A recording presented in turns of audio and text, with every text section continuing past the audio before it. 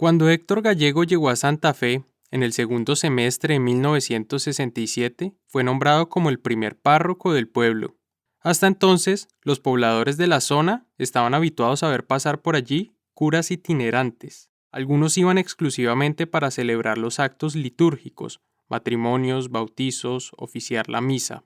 Y otros, si bien dormían allí, tenían bajo su cargo otros distritos y otras parroquias. Gallego fue el primero que estuvo de planta y dedicado de lleno a ese lugar. Santa Fe de Veraguas era entonces un pueblo de 7.500 habitantes, pero solo una pequeña fracción de esa población estaba concentrada en la cabecera del distrito. La gran mayoría estaba desperdigada por las montañas, viviendo en pequeñas aldeas dentro de un radio de 50 kilómetros a la redonda. A excepción de un puñado de familias dueñas de latifundios y de media docena de tiendas de abarrotes, la gente en Santa Fe era pobre, de una pobreza extrema.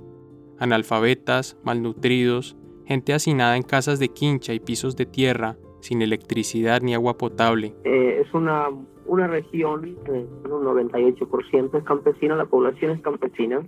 Esta es la voz del padre Héctor Gallego. La he obtenido de una emisora católica de Ciudad de Panamá, que lo entrevistó pocos días antes de su secuestro. Allí, Héctor habló de su experiencia como párroco en Santa Fe y de paso hizo una radiografía de la crítica situación social que se vivía en esa zona. Gran parte es una población bastante desnutrida. Habló de la mala alimentación de las familias. Hay familias que pasan hasta un mes sin comer carne. De la topografía accidentada de la región y de cómo esta influía en unas pésimas vías de transporte. Muy afectada, diríamos, por los ríos, y afectada en el sentido de esto afecta muchísimo al aspecto de comunicación porque no hay puentes. Explicó de qué manera el problema de tenencia de la tierra obligaba a los campesinos a feriar su fuerza de trabajo por unas cuantas balboas. Y casi durante todo el verano, 4 meses al año, tienen que salir al ingenio a ganar sus centavos allí.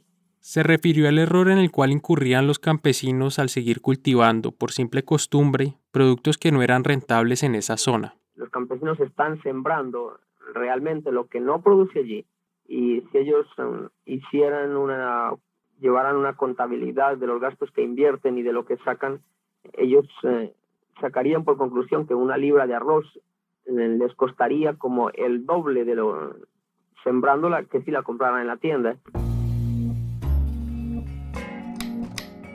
De las 10 provincias en las cuales estaba dividido el Istmo de Panamá, Veraguas registraba los peores indicadores sociales, y Santa Fe era una clara muestra de esa precariedad.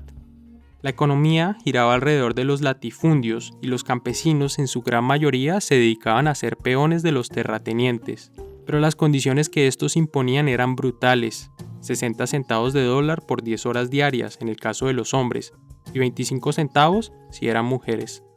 A Gallego le tocó ser testigo de las maromas que tenía que hacer la gente en Santa Fe para sobrevivir, y también vio cómo los dueños de las tiendas del pueblo se aprovechaban de esa necesidad para incrementar sus ganancias. Una explotación marcadísima, ¿no? Los campesinos que no trabajaban para los terratenientes cultivaban sus pequeñas parcelas, pero no podían sacar sus productos a otras localidades justamente por la falta de carreteras, y entonces dependían de los comerciantes del pueblo, que les compraban sus cosechas a precios irrisorios o se las canjeaban por productos de valores desiguales. Una libra de sal por una libra de café, por ejemplo. Normalmente los campesinos venden en la época de producción, en la época de cosecha, y en esa época los caciques, los dueños de las tiendas en los pueblos, entonces bajan los precios, y en las épocas de escasez suben los precios para vender a un precio alto. Muchas veces la necesidad de los campesinos de conseguir su sustento llegaba hasta el punto de tener que empeñarles su cosecha futura a los dueños de las tiendas o de acudir a ellos para obtener un pequeño préstamo. Los tenderos se valían de su capital para manejar ese sistema de crédito informal a su antojo. Yo conozco casos a alguien que prestaron $10 y al fin del año le cobraron 20, ¿no? Y si no los pagaba tenía que ir para la cárcel. A Héctor Gallego la sociedad santafereña le pareció brutal, mucho más pobre y desigual que la que le había tocado vivir en las montañas de Antioquia. La situación de hoy es una situación de hombres que dominan y de hombres dominados, y los que estamos dominados pues estamos siempre tratando de depender de cualquiera de los sectores que dominan. Desde su condición de sacerdote, Gallego creía que no podía permanecer impasible frente a ese estado de cosas, que su compromiso cristiano le imponía el deber de impulsar el cambio social en su parroquia. Cuando ese mensaje de Cristo nos muestra que esa realidad está en contradicción con el mensaje de Cristo, el compromiso es un compromiso de cambio precisamente para que esos principios del Evangelio puedan realizarse, precisamente porque la realidad está en contradicción con ellos. ¿De qué manera el padre Gallego trató de transformar y mejorar la vida de la gente de Santa Fe? ¿Qué tipo de sacerdote trató de ser en ese lugar? Pero antes de eso, ¿cómo fue que un sacerdote colombiano terminó siendo el párroco de un pueblo panameño a más de 200 kilómetros de la capital de ese país? Bienvenidos a La Desaparición del Padre Gallego, un podcast producido por la no ficción dedicado a contar la historia de un hombre venerado como un mártir en Panamá y completamente olvidado en su país natal. Soy Juan Serrano. Segundo episodio: el movimiento campesino. La familia de Héctor Gallego, sin ser rica, era una familia campesina acomodada. En su casa en Salgar no había lujos, pero en la mesa nunca faltaba la comida para ninguno de los 11 hijos, y si alguno de ellos se enfermaba, había dinero para llevarlo a los médicos y comprar medicina. Cuando Héctor dijo que quería estudiar para ser cura, su padre, Horacio Gallego, en un principio se opuso. Pero no lo hizo por una cuestión de falta de dinero, no. Simplemente, el tema era que dentro de su visión rural de la vida, consideraba que el destino natural de sus hijos varones era ayudarlo en las cuestiones de la finca, como hasta entonces lo venía haciendo. Mi papá decía que no creían que un hijo sobresaliera. Este es Nicolás Gallego, hermano de Héctor, hablando para la televisión panameña en 1999. Entonces nosotros nos unimos, los hermanos que ya trabajábamos duro y que éramos muy buenos trabajadores. Le dijimos a papá, estudio para él y trabajo para nosotros. Si no le da estudio, entonces tampoco trabajamos. Al padre no le quedó otro camino que aceptar. Fue así como Héctor salió de su Salgar natal e inició un recorrido por colegios y seminarios de Antioquia. Primero se graduó como bachiller en Jericó y luego se fue a Santa Rosa, donde estudió 2 años de filosofía. De allí partió finalmente hacia el Seminario Mayor de Medellín. Compañeros, como el corriente, compartíamos en todo. Este es el sacerdote Plinio Mojica. Plinio, aunque es panameño, tuvo que viajar a Medellín para ingresar al seminario, debido a que en su país no había centros de este tipo en aquel momento. Allí compartió salón de clases con Héctor durante 3 años. Estábamos cada uno pues en sus distintas pastorales los fines de semana. Era quieto en el salón, hace preguntas. En la época que Héctor estudiaba para ordenarse como cura, la iglesia latinoamericana vivió un periodo de especial efervescencia y profundos cambios. Permítame aquí hacer un breve paréntesis de contexto religioso. En 1962, el Papa Juan XXIII reunió a obispos y teólogos de todo el mundo para discutir asuntos eclesiásticos. A esto le llamó el Concilio Vaticano II y sesionó a lo largo de 3 años, fruto de los cuales se reconoció la urgencia de llevar a cabo importantes reformas al interior de la iglesia. Una de ellas tenía que ver con la necesidad de que la iglesia se abriera al mundo de los pobres, es decir, un llamado para que no permaneciera ajena frente a los grandes males terrenales como la pobreza, la desigualdad y la explotación. Ese mensaje tuvo gran resonancia en América Latina. Se abrió paso con mucha fuerza una vertiente eclesiástica que pregonaba que las situaciones de desigualdad, de injusticia y de pobreza debían ser consideradas como situaciones de pecado y que por tanto el mandato cristiano imponía el deber de detectar esas situaciones de pecado y de injusticia y una vez detectadas sus causas, tratar de erradicarlas. Uno de los promotores de los nuevos métodos de trabajo pastoral en América Latina era un obispo panameño llamado Marcos Gregorio Magrat. Para el año 1964, época en la cual Héctor estaba en el Seminario Mayor, Magrat hacía parte de la Comisión Doctrinal del Concilio Vaticano II y a su vez era miembro del Consejo Episcopal Latinoamericano, el CELAM, que sesionaba en ese entonces en la ciudad de Medellín. Por ser justamente integrante del CELAM, Magrat debía viajar con mucha frecuencia a Medellín y aprovechaba generalmente esas visitas para saludar a sus compatriotas en el seminario y de paso terminaba oficiando alguna misa en la capilla del claustro. Pero esos encuentros de Magrat y esas idas de él al seminario no eran del todo desinteresadas. En ellas también trataba de convocar a sacerdotes y llevarlos a trabajar con él a Panamá. Recientemente, Magrad había sido nombrado el obispo de la joven diócesis de Veraguas, en donde la escasez de clero era evidente, apenas una docena de sacerdotes para toda la provincia. Magrad se refería a esta necesidad en las misas y preguntaba a los seminaristas si alguno estaría dispuesto a servir en su diócesis. Héctor Gallego fue uno de los que mordió el anzuelo. Bueno, cuando yo me compensé un día, así, en recreo, me dijo, oye, cuando venga tu obispo, me gustaría conversar con él. Entonces, cuando llegó Monseñor Magrad a visitarlo, le manifesté esa inquietud. Cuando Magrad supo del interés de Héctor de viajar a Panamá, se puso muy contento y se encargó de adelantar todos los trámites para realizar el viaje. Este es Monseñor Magrad recordando el episodio años después en un evento público en Santa Fe. Cuando Héctor, hablando con su compañero de estudios en Medellín, Plinio Mojica, y manifestó el interés en venir a Panamá, desde Colombia, de la diócesis de Jericó, donde su obispo lo estimaba mucho y le dio permiso porque tenía abundancia de clero y sabía de la gran necesidad de esta diócesis. Lo conocí por primera vez en el Seminario Mayor de Medellín, en compañía de Plinio. En caso de que no se le haya entendido, Magrad aquí cuenta que él se encargó de hablar con el obispo de Jericó, que era la diócesis a la que estaba adscrito Héctor, y que éste, aunque lo apreciaba mucho, tenía abundancia de clero y sabía de los urgidos que estaban en Veraguas, así que aceptó dejarlo marchar. La versión de Magrad da para pensar que la decisión de Héctor de ir a Panamá hubiera sido aceptada sin reparos por parte de sus superiores, y la realidad no fue tan simple. Tanto el rector del seminario como el obispo de Jericó trataron por todos los medios de disuadirlo de emprender el viaje. Dentro de su propia familia, la determinación de irse a Panamá tampoco fue bien recibida. Aquí su hermana Dilma nos cuenta. Mi papá se opuso rotundamente. Y le decía, mire, yo ya hablé con el obispo y él le puede dar la parroquia que usted quiera. Es que yo no me ordené para vivir bueno, le dijo. Yo me ordené para servirle a Cristo. Todos los esfuerzos por detener a Héctor fueron vanos. En 1966, siendo todavía un seminarista, desembarcó en la provincia de Veraguas. Durante un año sirvió allí como diácono. La mayor parte del tiempo estuvo en un distrito llamado San Francisco. También visitó por primera vez Santa Fe, en donde estuvo trabajando por espacio de varias semanas, al lado de un grupo de religiosas franciscanas y un sacerdote llamado Alejandro Vázquez Pinto. De Vázquez Pinto y su vínculo con Héctor hablaré en un futuro episodio de este podcast. Por lo pronto es suficiente con decir que durante ese año que Héctor estuvo como diácono en Panamá, no solo descubrió una provincia con una situación social muy penosa, sino que al mismo tiempo logró ver una cara de la iglesia algo distinto de la cual estaba habituado de ver en su Antioquia natal.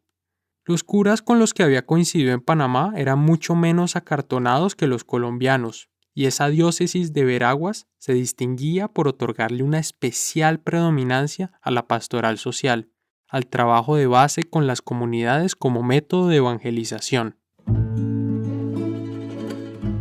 Héctor en principio iba a Panamá en plan de prueba. Aún no había tomado una determinación definitiva de si se iba a quedar allá o iba a regresar a Colombia. Pero una vez estuvo allí, tanteó el terreno, vio el tipo de evangelización que allí se hacía, resolvió que Veraguas era para él. Concluido su año en el diaconado, Gallego regresó a Colombia para ordenarse como cura.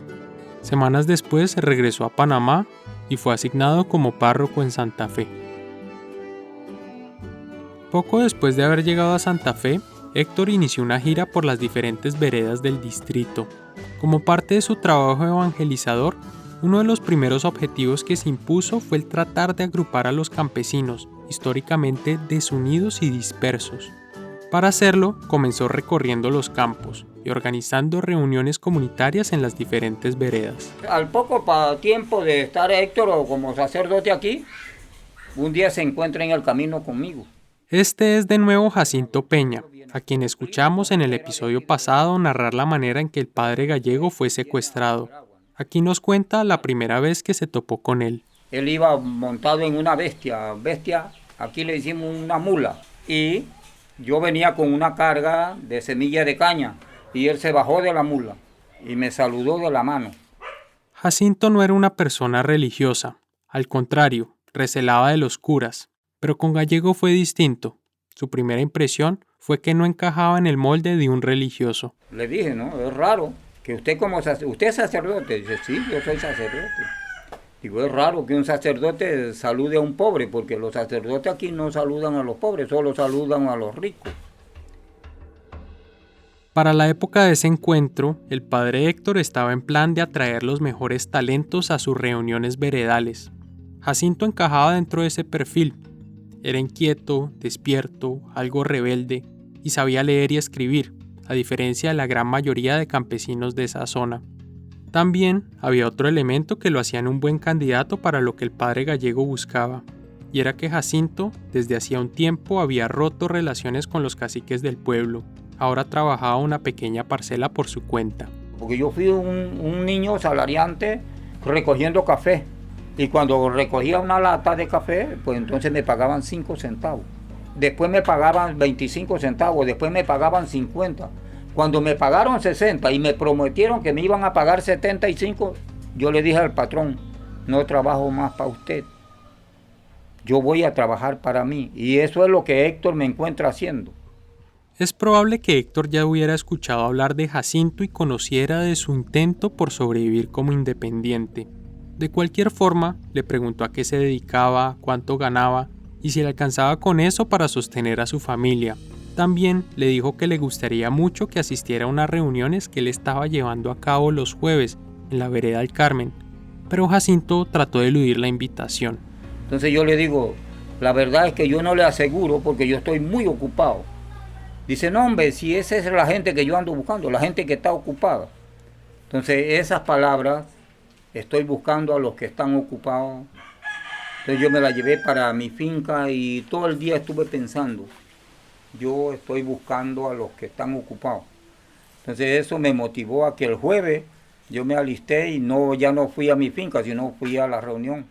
A Jacinto le bastó con esa primera reunión para quedar enganchado. Y es que no era una catequesis ni un grupo de oración tradicional, no, eso Jacinto jamás lo hubiera soportado.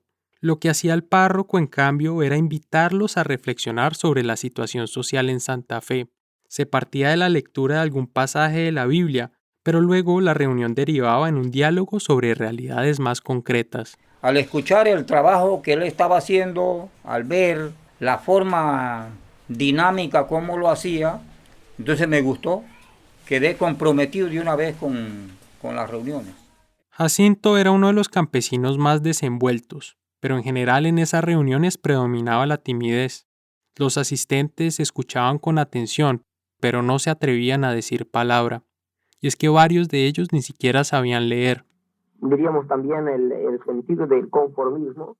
Otra dificultad con la cual tuvo que lidiar Héctor en esas primeras sesiones era la falta de conciencia crítica de los campesinos. Y allí entonces todas estas cosas del conformismo y de la pasividad y de no querer dar pasos y de no querer romper con una cosa que llamamos orden, pero que en el fondo no es más que un desorden. Los campesinos estaban resignados a su pobreza. Para ellos, sencillamente unos habían nacido arriba y otros abajo, y no había nada que se pudiera hacer para alterar la ecuación. Entonces esta pasividad, este conformismo, este miedo a enfrentarse con una cosa nueva, yo creo que es una de las dificultades principales con que se encuentra cualquier movimiento y concretamente con la que se encontró el movimiento de Santa Fe.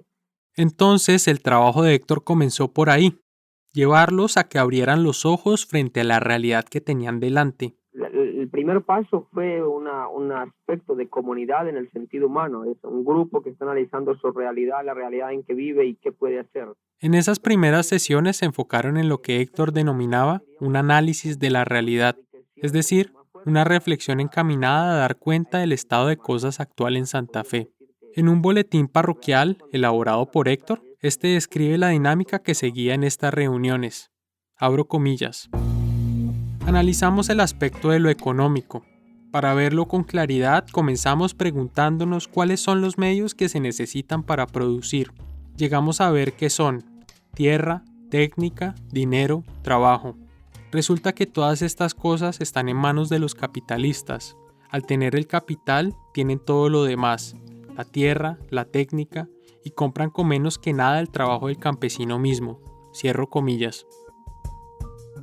En ese intento por despertar las conciencias de los campesinos, el mensaje que Héctor transmitía era tajante.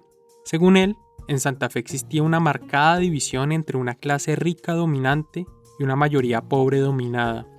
Los primeros se aprovechaban de la ignorancia de los segundos, explotándolos a cambio de salarios irrisorios o estafándolos a través de negocios desventajosos. El padre Héctor les advertía incluso de las trampas que algunos dueños de las tiendas les hacían a la hora de pagarles sus propias cosechas. Les decía: los negociantes están haciendo mucho negocio con ustedes, los están estafando, oye, mira que tienen 2 pesas, una para esto y la otra para esto. Y es verdad, los ricos tenían 2 pesas, una para vendernos y la otra para comprarnos. Desde un comienzo, Héctor se cuidaba de no ser percibido por los campesinos como un predicador. No quería que esas sesiones se redujeran a un monólogo suyo y que el resto lo contemplara como una figura reverencial, a quien se viene solamente a escuchar. Mientras que nosotros disponíamos de ver si podíamos conversar o hablar algo del tema, él escuchaba. Entonces eso ganó mucho la confianza del campesino hacia él. O sea, nos ganó. Ya le digo que la primera vez yo no me he podido escapar más de las reuniones. Me enamoré tanto del tema, de los temas, que todavía sigo.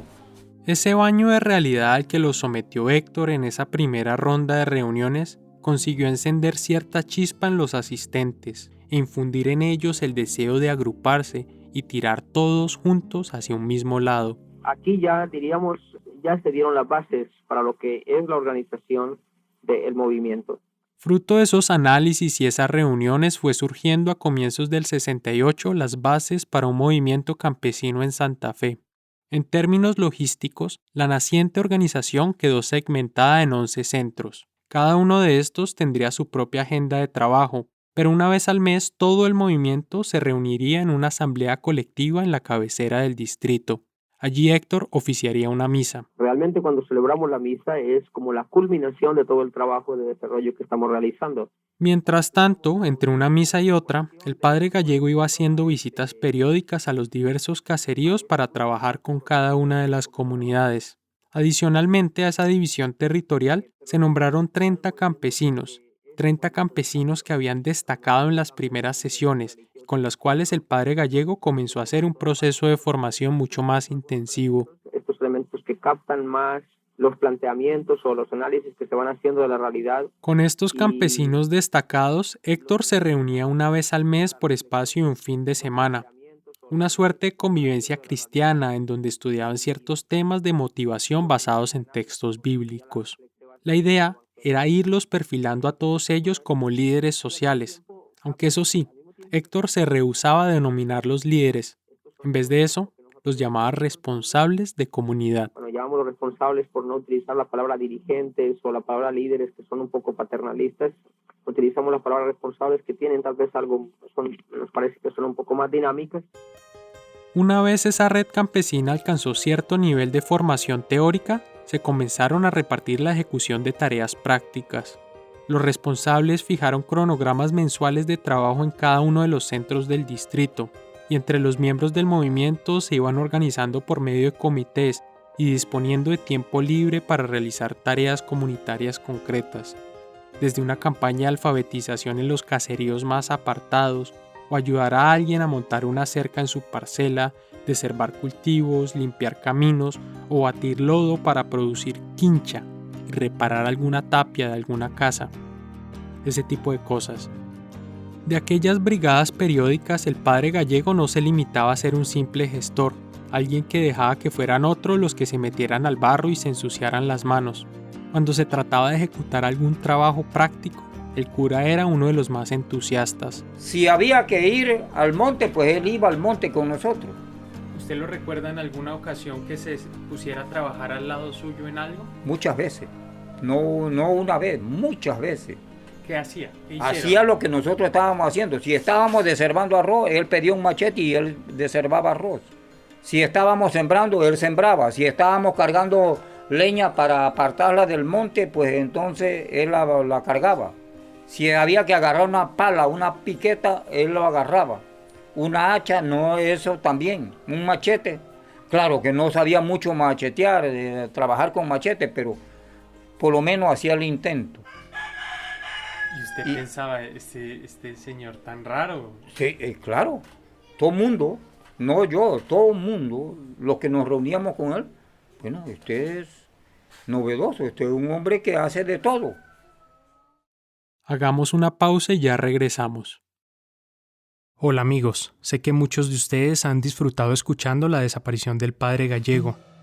En la no ficción nos encanta contar este tipo de historias, de largo aliento, sorprendentes y conmovedoras al mismo tiempo. Pero para seguirlo haciendo necesitamos recursos. Por eso quiero pedirte que nos apoyes. Puedes donar desde $2 a través de una plataforma llamada Patreon. Simplemente entra a patreon.com/lanoficción. A cambio de tu contribución, recibirás mensualmente contenidos exclusivos y otros beneficios especiales. Con lo que vale un café o una cerveza, harás posible que sigamos descubriendo y contando buenas historias. De nuevo, para donar, visita patreon.com/lanoficción. Muchas gracias. El rigor del campo no le resultaba ajeno a Héctor. Como hijo de cafetero que era, había crecido con una temprana familiaridad con los temas agropecuarios y todo el universo que le rodea. Ese roce con la vida rural calzaba a la perfección con las características de Santa Fe y constituía un valor agregado para el tipo de sacerdote que pretendía ser, tan involucrado en la promoción social del campesino. Sus conocimientos sobre asuntos de la tierra le permitían hablar la misma lengua del campesino, interpretar sus necesidades, incluso llegar al punto de recomendarles ajustes en su actividad agrícola. Analizando un poco esta realidad, entonces se está comenzando a introducir nuevos cultivos. Jacinto cuenta que fue el mismo Héctor quien desde Colombia llevó a Santa Fe 3 tipos de semilla de poroto, de frijol. Los llevó y le recomendó a los campesinos que dejaran de sembrar de una buena vez el arroz, que no era rentable, y se pasaran al poroto, que desde entonces y hasta el día de hoy se sigue sembrando con mejores resultados en Santa Fe. Allí realmente rinden mucho más, como son los porotos. Parece que es uno de los productos que más rinde allí. Agrónomo, profesor, pastor, líder, peón si era del caso. Gallego era un cura polifacético, todoterreno, y esa versatilidad generaba asombro en todas las comunidades a las que iba. Mi nombre es Eric Concepción. Yo vivo en una comunidad que se llama Bajo San Juan, muy cercana a la cabecera del distrito. Eric es agrónomo y vive en Santa Fe. Hablé con él el 9 de junio, en la misma marcha que año tras año se hace en conmemoración a Héctor. Van a escuchar vivas y cantos al fondo de esta entrevista. Así que para mí, Eric tenía más o menos 12 años cuando conoció a Héctor. El cura, aparte de todo este trabajo organizativo que estaba realizando con los campesinos adultos, también se involucraba mucho con las iniciativas de los jóvenes. Organizaba convivencias cristianas juveniles, diseñaba juegos y se mostraba muy preocupado por su alimentación. También enfatizaba en la educación, en la importancia de ella, y veía con mucha alarma que en Santa Fe la mayoría de niños abandonasen la escuela a una edad temprana para empezar a compartir con sus padres la responsabilidad de soportar el hogar. Y como en aquel tiempo era muy normal que un campesino se quedara en su casa ayudando a sus padres a trabajar, Héctor me pidió y le pidió a mi mamá que si yo podía seguir estudiando. Por supuesto que para mis padres no era común eso, era muy difícil y al principio no lo aceptaron, pero a la final entonces decidieron que sí y fue gracias a Héctor que yo pude entrar en un colegio secundario.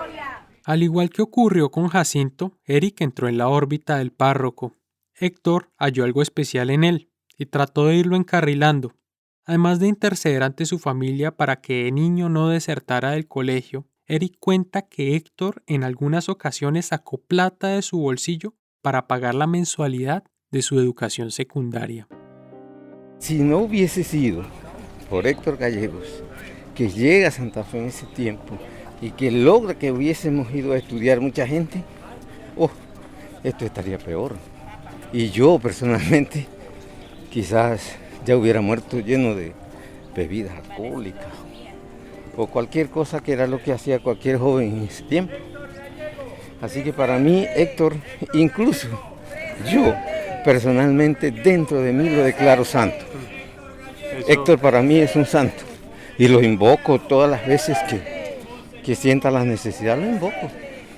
La santidad que algunas personas reclaman para Héctor Gallego está construida sobre muchas vivencias, un largo inventario de anécdotas que hoy es parte del patrimonio oral de Santa Fe.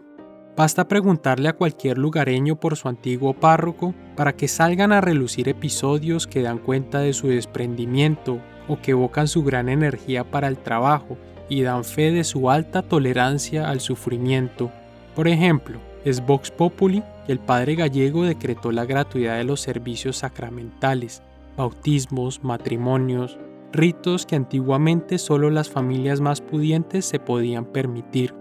De Gallego también se dice que siempre estaba sonriente, que a menudo utilizaba la ropa que le prestaban los campesinos y que solo vestía sotana para celebrar la misa. También que no le gustaba que lo llamaran padre, sino Héctor a secas, y que siempre reclamaba para sí el mismo trato informal que se tenían entre campesinos. Es muy comentada la anécdota que una vez en una comunidad le tenían preparado a Héctor un menú especial, más suculento que el de sus anfitriones, pero este se metió en la cocina y mezcló el contenido de los dos calderos. No quería que hubiera platos de segunda. Recuerdo que una vez llegó donde mis abuelos y mi abuelo estaba rajando un palo de leña. Mi abuelo se llama Antonio y le dice, oye Antonio, préstame el hacha que te voy a ayudar. Y le dice mi abuelo, pero padre, ese palo está muy duro para rajar, yo cuál me las veo. Dice, no importa si tú puedes, yo tengo que poder. Y comenzó a darle y le pegaba, era de plan al hacha, o sea, no parece que nunca había trabajado con eso. Pero finalmente logra rajar el árbol, pero tenía todas las manos llenas de vejigas de sangre. Pero parecía que eso no le dolía. O sea, yo siempre vi en Héctor un sacrificio que va mucho más allá de lo humano. O sea, un humano como nosotros no haría eso. En Santa Fe también recuerdan los singulares hábitos de transporte que tenía el padre Héctor. Como el grueso de sus feligreses no estaba en la cabecera del distrito, sino dispersa en los campos y montañas, Héctor mantenía una rutina de andariego, caminando y recorriendo comunidad tras comunidad. 3 horas caminando hasta el Cedro, 6 hasta Pescara y otras 6 hasta la comunidad de Gatú, y así sucesivamente. Yo vi en su despliegue de dedicación física. Ese régimen de trotamundos autoimpuesto preocupaba a sus superiores. El entonces obispo de Veraguas, Marcos Magrat, dispuso en un momento que Gallego una vez al mes debía viajar a Santiago, la capital de la provincia, y pasar una semana en su casa, para leer, preparar sus homilías y recargar fuerzas. Recuerdo una noche que venía caminando. La calidad del audio es pésima, pero aquí Monseñor Magrat cuenta que estando una vez de visita en Santa Fe, le tocó ver cómo Héctor en una ocasión cargó en hombros a una niña enferma desde un campo lejano hasta la cabecera del distrito. Cargando el hombro a una niña enferma, porque no había ninguna atención médica. La niña enferma sobrevivió al trayecto, pero ya estando en Santa Fe perdió sus signos vitales. La misma noche volvió caminando toda la noche para llevar el cuerpo de la niña y entregar y rezar. Entonces Héctor pasó toda la noche caminando para llevar de vuelta el cuerpo de la niña, informarle a la familia y darle sepultura a la mañana siguiente. De acuerdo con Magrat, gestos como este confirman que Dios mostró en Héctor un grado de caridad y entrega que es muy raro encontrar en esta tierra. O sea, con una capacidad de trabajar, de caminar, de esforzarse físicamente, que cualquiera no lo hace. O sea, solo Héctor podría hacerlo. Para él no existía el sufrimiento, la queja, como muchos de nosotros que por cualquier cosa nos quejamos. Héctor, yo nunca vi en su gesto una amargura, una tristeza, nunca. Héctor siempre fue alegre, siempre impregnaba alegría, siempre impregnaba fe, siempre hablaba del bueno, la buena nueva. En un libro titulado Tiempo de Tiranos, los historiadores R.M. Coster y Guillermo Sánchez Borbón dicen que Gallego, con todos estos gestos de sencillez y entrega física, lo que estaba haciendo era presentándole sus credenciales a los campesinos, unas credenciales que consistían en esfuerzo ilimitado, voluntad ilimitada, 0 privilegios y compromiso total. Los campesinos, naturalmente, al ver el grado de compromiso de su párroco, sentían que no podían ser inferiores a ello, que ellos también tenían que emplearse a fondo para darle la talla a Gallego. Poco a poco se crea una mística especial en todo el movimiento, una complicidad muy propicia para el trabajo en equipo. Superada la fase inicial de despertar conciencias y una segunda de primeros trabajos comunitarios, el movimiento liderado por Héctor comenzó a llevar a cabo acciones más intrépidas y sustanciales. A medida que el movimiento campesino se fue robusteciendo, llenándose de confianza para proponerse objetivos cada vez más ambiciosos, comenzaron a presentarse los primeros roces con ciertos grupos en el pueblo. En el siguiente episodio de la desaparición del padre Gallego les hablaré de eso. Les contaré cómo la tolerancia inicial de la que habían gozado los métodos poco ortodoxos del párroco Gallego dieron paso a las críticas, la oposición y el sabotaje, y luego a la violencia. Un día pues, estamos en una convivencia, vemos 50 personas y nos dice, bueno, ya las simientes de aquí, de la evangelización ha llegado. El momento de que ustedes hagan su cooperativa. El logro fundamental al que hemos llegado es el realmente romper con la clase que ha dominado. La desaparición del padre Gallego es escrita e investigada por mí. María Pía Volgemuth es la editora y reportera. La edición y el diseño de sonido es hecho por Daniel Díaz. Lo invitamos a visitar nuestra página web, lanoficción.com. Allí encontrará material adicional como fotografías y audios que no alcanzaron a salir en este episodio. Hay unas imágenes muy bonitas de la ordenación del sacerdote Gallego y también del trabajo que hacía con los campesinos en Santa Fe. La desaparición del padre Gallego es una producción de la No Ficción Podcast. Mi nombre es Juan Serrano. Nos vemos en 15 días con un próximo episodio. Gracias por escucharnos.